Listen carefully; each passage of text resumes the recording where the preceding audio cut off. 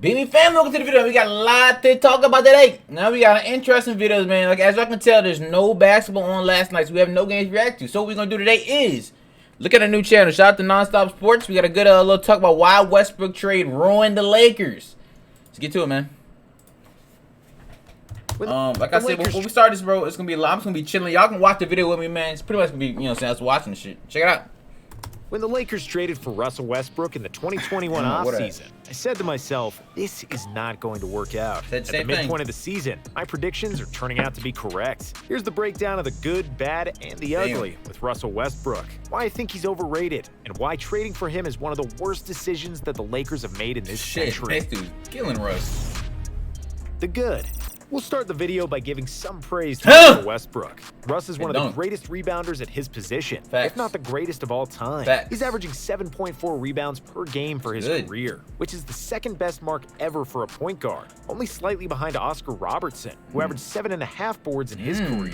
However, Oscar played during the 60s at a frenetic pace, when the teams averaged about 20 shots per game more than today. He also averaged 42 minutes per game, compared to Westbrook's 34, which means his numbers are slightly inflated. Russ averaged a triple-double in 4 NBA seasons, which was unprecedented, and it wouldn't have happened if he wasn't pulling 10 or more rebounds a night. Sure, you might say that a lot of times his centers gave up on a rebound just so Russ could get it and lead the fast break, but still, the man has done what hasn't been done before, mainly due to his insane athleticism and effort to out-rebound the opponents. Of course, Russell is still faster than most players, and he's still dangerous in transition. I was at that game too.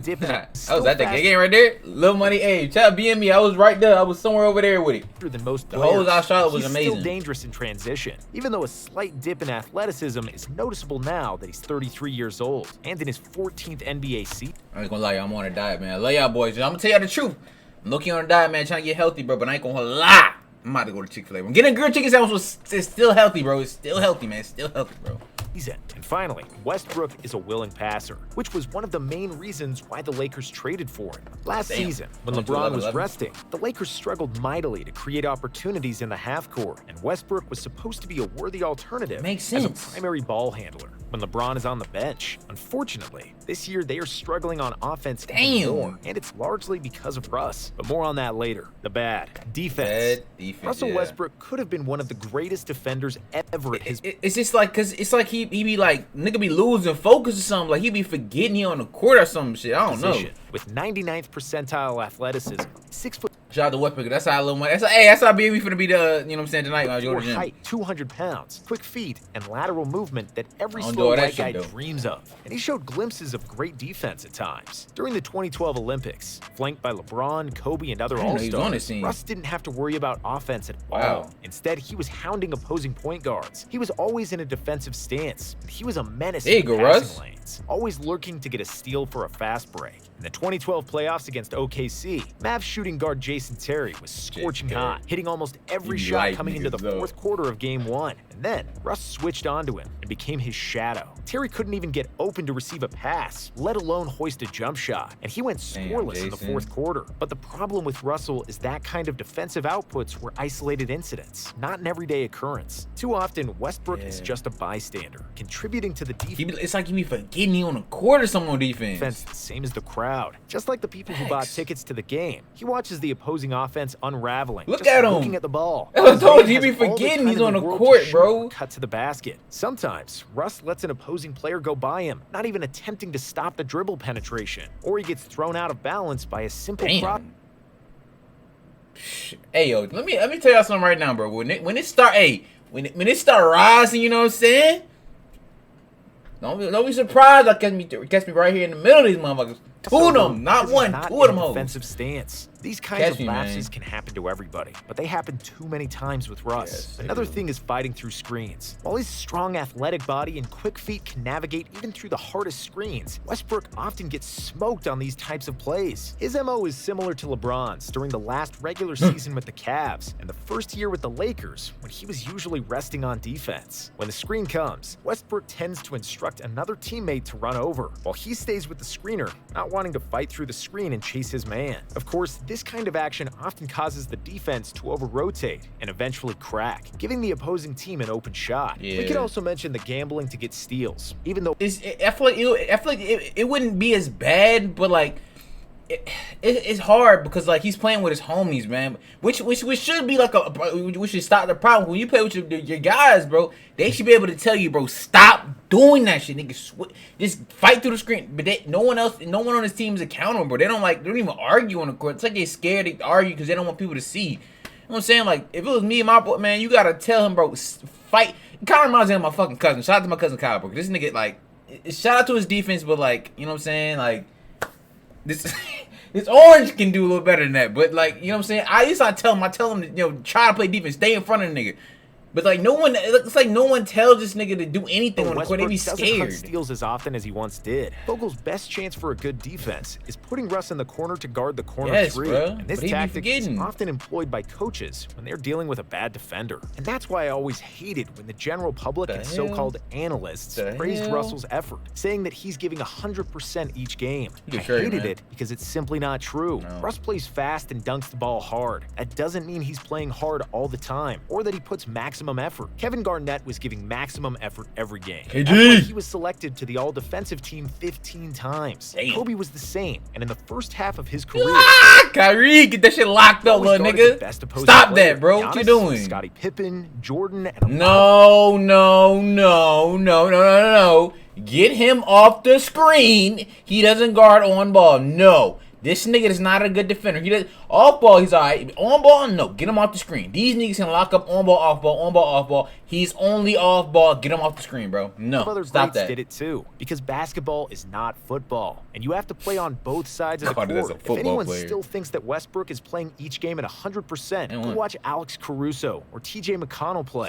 How they're fighting through screens, running and rotating on each play, and diving to the floor. Russ can do all those things, but he rarely does. He's not focused on defense. He makes bad reads, and frankly, his defense is a waste of effort. The patented LeBron.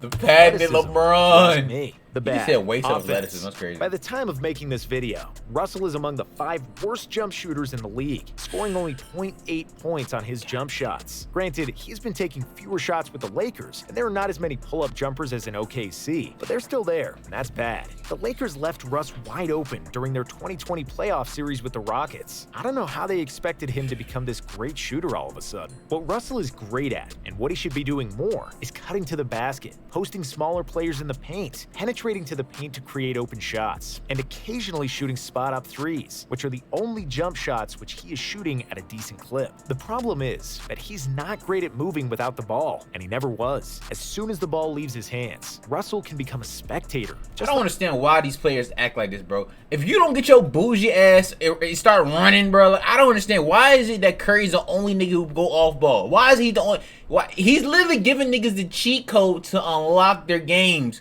But nobody want to go off ball. Everybody just want to sit and, you know, just chill.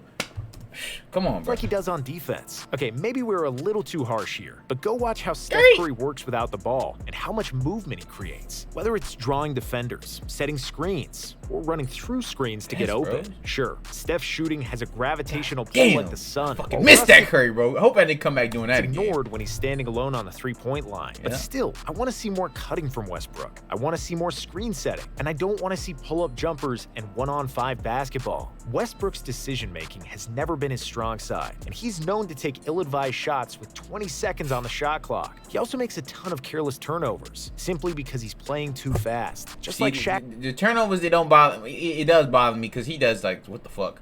But, you know what I'm saying, I can't even be a hypocrite, even though I think, even though in my opinion, I think everybody in the world is a hypocrite. I think being a hypocrite is a human thing. But I don't want to be a hypocrite in this sense of the matter because Curry, he does the same thing. I ain't gonna lie, Curry throws at least, Curry give you 2 what the fuck passes a game, but he give you 10 threes a game too, so you know what I'm saying? It don't really fucking matter at that point. I told him the other night, Russ didn't average less than 4 turnovers per game since 2014, and he's near the bottom of the league in turnover percentage in 2022 as well. Yes, he's averaging nearly 8 assists per game, but his assist-to-turnover ratio is among the worst out of all starting point guards in 2022. The ugly. Imagine if you were an NBA general manager and some other GM called you and offered you a... This nigga went from the good, the bad to the ugly. God damn.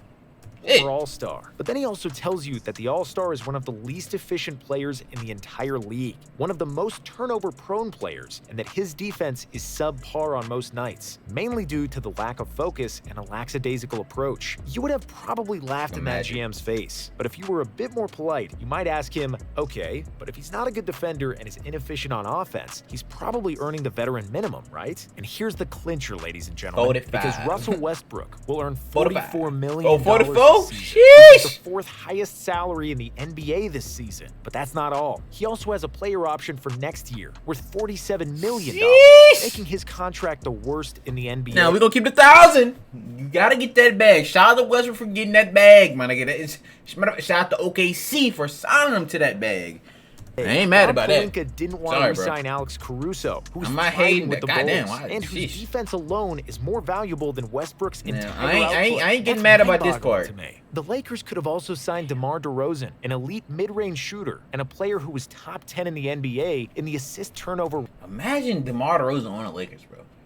He wouldn't do fucking anything because the rest of the team still buns, but no, because if they had DeMar, they'd probably have Buddy Hield, LeBron, AD.